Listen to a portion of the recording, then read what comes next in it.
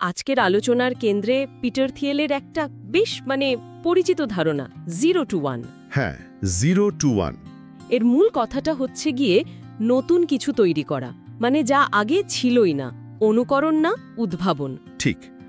Thiel যে পার্থক্যটা করেন সেটা হলো, ধরুন যা আছে সেটাকে ভালো করা, এক থেকে এনে যাওয়া। কিন্তু 0 থেকে 1 হচ্ছে একেবারে নতুন কিছু শুরু করা। একদম। এই পার্থক্যটা বোঝা কিন্তু খুব জরুরি, তাই না? বিশেষ করে যারা নতুন কিছু ভাবছেন। অবশ্যই। এটা কিন্তু গতানুগতিক চিন্তাকে বেশ একটা ধাক্কা দেয়, আমরা যেভাবে ভাবি সচরাচর। তার থিয়েল বলতে চাইছেন, যা আছে সেটার আরও কপি না বানিয়ে এমন কিছু করা যা একদমই মৌলিক। হ্যাঁ। যেমন ওই যে ফেসবুক যখন প্রথম এলো, তখন তো অন্যরকম ছিল ব্যাপারটা। ঠিক। যদিও এখন অনেক সোশ্যাল মিডিয়া আছে, কিন্তু ফেসবুকের আশাটা ছিল একদম 0 থেকে 1। একটা নতুন দিগন্ত খুলে দিয়েছিল যেন। একদম। আর এই আইডিয়াটা এই 0 থেকে 1, এটা কিন্তু শুধু টেকনোলজি বা ব্যবসার জন্য নয়। তাই? হ্যাঁ, যে কোনো ক্ষেত্রেই হতে পারে, যেখানে মৌলিক পরিবর্তন আসছে। আগে কিছুই ছিল না, সেখান থেকে শুরু। আচ্ছা, এখানে একটা বেশ ইন্টারেস্টিং বা বলা ভালো একটু বিতর্কিত বিষয়ও আছে, মনোপলি নিয়ে ওনার ধারণাটা। হ্যাঁ, মনোপলি। আমরা তো সচরাচর ভাবি মনোপলি মানেই খারাপ, প্রতিযোগিতা নেই। ঠিক, কিন্তু থিয়েল তো অন্য কথা বলছেন মনে হয়। হ্যাঁ, উনি যাকে বলছেন সৃজনশীল মনোপলি, ক্রিয়েটিভ মনোপলি। সৃজনশীল মনোপলি এটা কি রকম? এমন একটা কোম্পানি যে এতটাই ইউনিক কিছু তৈরি করেছে যে তার আসলে কোনো প্রতিযোগীই নেই, বা থাকলেও খুব দুর্বল। ও আচ্ছা। এটা বাজারের স্বাভাবিক নিয়মেই হওয়া উচিত, জালিয়াতি করে নয়। একটা উদাহরণ দিলে হয়তো সুবিধা হয় বুঝতে। অবশ্যই।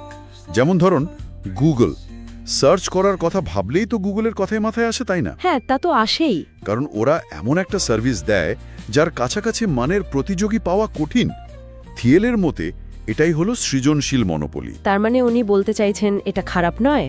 ওনার যুক্তি হলো, এই ধরনের মনোপলি আসলে উদ্ভাবনের পুরস্কার, কারণ তীব্র প্রতিযোগিতা অনেক সময় লাভ কমিয়ে দেয়।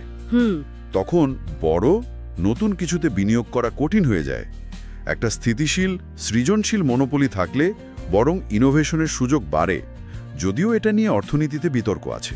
তার সফল হতে হলে এমন কিছু করতে হবে যা প্রতিযোগিতার ওপরে নিয়ে যায়। অনেকটা তাই। এর সঙ্গে উনি আরেকটা ধারণার কথা বলেন, সিক্রেট বা গোপন রহস্য।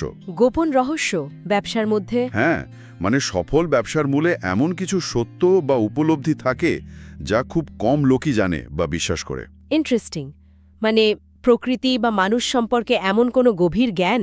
হ্যাঁ, যা অন্যরা ধরতে পারেনি। থিয়েল প্রশ্ন করতে বলেন নিজেকে, এমন কি জরুরি সত্য আছে যা নিয়ে খুব কম লোক আমার সাথে একমত হবে? বাহ, বেশ গভীর প্রশ্ন। অথবা আমি এমন কি বানাতে পারি যা আগে কেউ বানায়নি? এই প্রশ্নগুলোর উত্তর খোঁজার মধ্যেই আছে 0 to 1 এর রাস্তা। কিন্তু এই পথে হাঁটা তো নিশ্চয়ই সহজ না।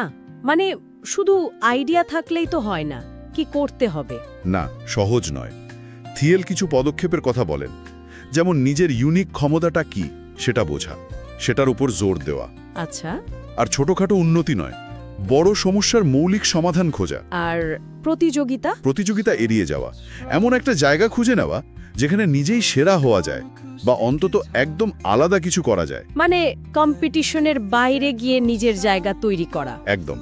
প্রতিদ্বন্দ্বিতা থেকে সরে এসে নিজস্বতা তৈরি করা, এটাই মূল লক্ষ্য। তাহলে আজকের আলোচনার সারমর্ম করলে দাঁড়াচ্ছে, একদিকে আছে একদম নতুন কিছু সৃষ্টি করার ক্ষমতা, ওই 0 থেকে 1। হ্যাঁ। আর অন্যদিকে আছে যার রয়েছে তাকেই আরো উন্নত করা, 1 থেকে n। ঠিক। দুটো পথেরই হয়তো দরকার আছে সমাজে, কিন্তু একটা প্রশ্ন থেকে যায়, তাই না? কি প্রশ্ন? ভবিষ্যতের দিকে তাকালে ওই যে অজানা অভাবনীয় কিছু তৈরি করার ঝুঁকি আর আকর্ষণ, 0 থেকে 1-এর পথে হাঁটা, সেটা কি বেশি মূল্যবান, নাকি পরিচিত পথে চলে যা আছে তাকে আরেকটু ভালো করাই যথেষ্ট? হ্যাঁ, এই প্রশ্নটা এটা হয়তো ভাবনার জন্য রেখে দেওয়া যেতে পারে। প্রত্যেকের উত্তর হয়তো আলাদা হবে।